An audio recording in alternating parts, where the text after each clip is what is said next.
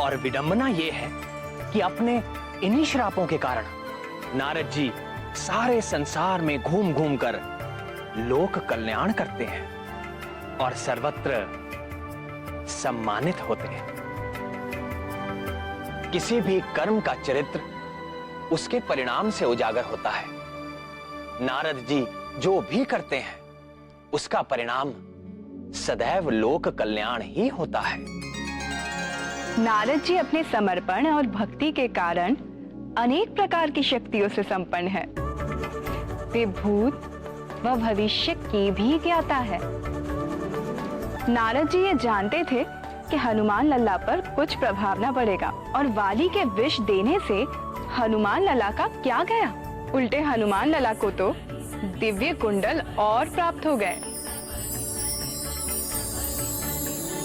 हे प्राणवल्लभ, हनुमान लल्ला इतने प्यारे क्यों हैं? मन करता है उन्हें गोद में उठाकर हृदय से लगाकर जी भरकर दुलार करूं। कुछ बालक होते ही ऐसे हैं जो हर देखने वाले का हृदय हर लेते हैं। बधाई हो महारानी जी, बधाई हो महाराज। देखो पुत्र, ये है दाई माँ।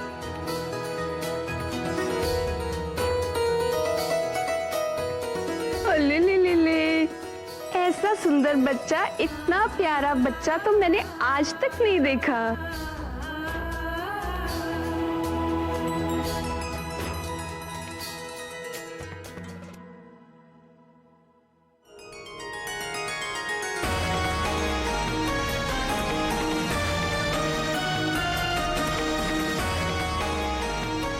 आज मैं बहुत प्रसन्न हूँ।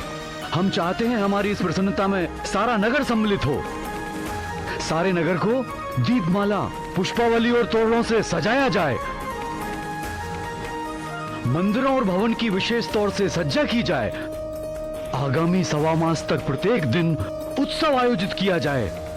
कोई भी व्यक्ति भूखा, उदास और दुखी ना हो। प्रत्येक दिन राजभवन में सर्वसाधारण के लिए राजभोग की व्यवस्था की जाए। नाथ, मेरी एक इच्छा थी। आज्ञा प्राणेश्वरी। मैंने सुना है कि माता को गर्भकाल के वक्त जो व्यंजन पसंद आते हैं उनका संबंध शिशु से होता है, और गर्भ अवस्था में मुझे क्या अच्छा लगता था ये तो आप जानते ही हैं।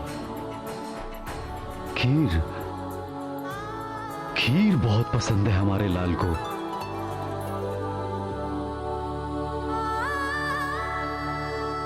मैं चाहती हूँ कि अन्नप्राशन तक प्रतिदिन नगरवासी खीर खाकर तृप्त रहें।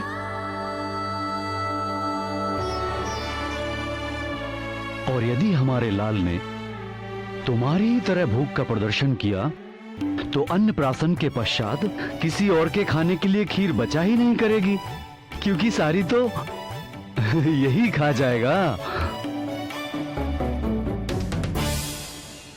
अरे देखिए कैसे मचलने लगा खीर का नाम सुनते ही। दूंगी दूंगी, तुम्हें भी खीर दूंगी, किंतु अन्नप्राशन के बाद।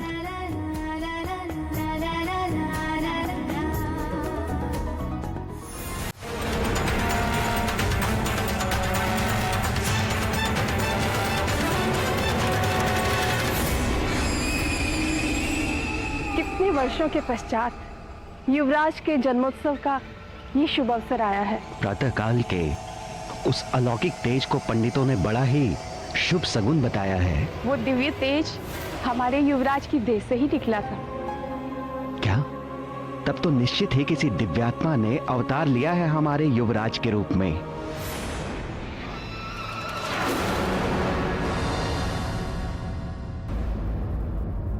हे, रुको।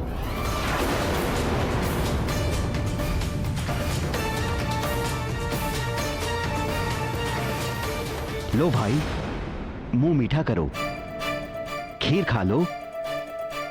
अरे संकोच मत करो, तुम जानते नहीं हो क्या, युवराज ने जन्म लिया है। ले लो।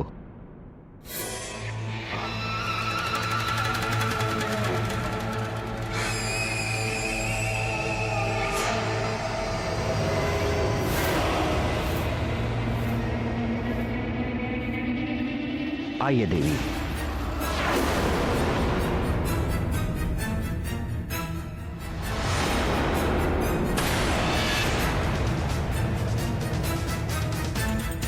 अब तो खीर से घृणा हो गई है। एक बार बच गया, पर मुझ महानतम का वार व्यर्थ नहीं जाएगा हर बार।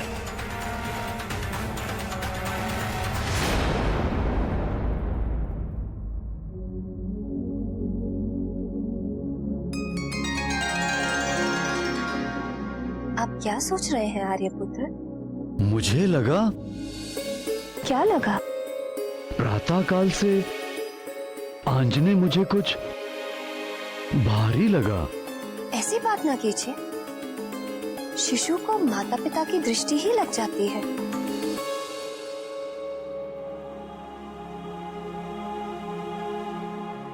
वाली ऐसा अहंकारी था जिसे किसी भी स्थिति में हार स्वीकार नहीं थी। हनुमान लला को मारने में एक बार असफल हो जाने पर निराश होना तो दूर, उल्टे और हट पर अड़ गया।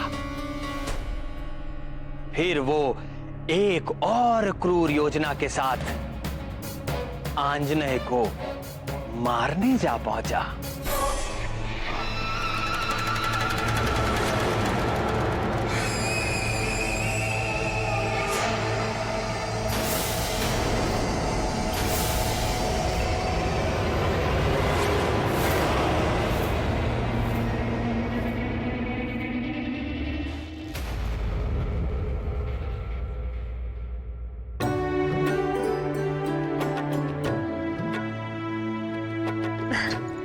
लाइए, केसरी नंदन को मुझे दे दीजिए। इनके स्नान का समय हो गया है। अभी नहीं जाना, अभी तो हमारे साथ खेलेंगे।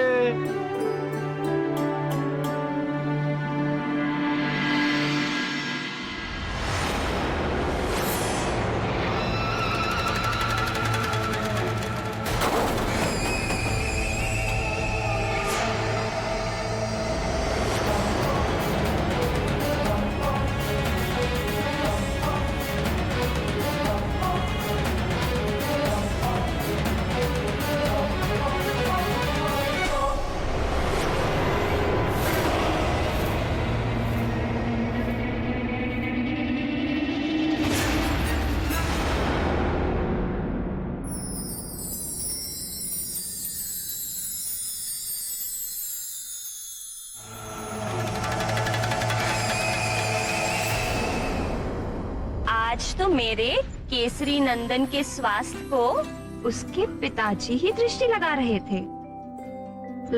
थे ना?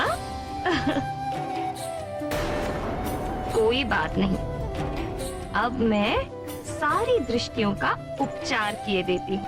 अब मेरे प्यारे लाल को नहीं लगेगी कोई दृष्टि, आशीष देती सारी सृष्टि। ममता प्रेम की जो वृष्टि, अब न लगेगी कोई कुदृष्टि।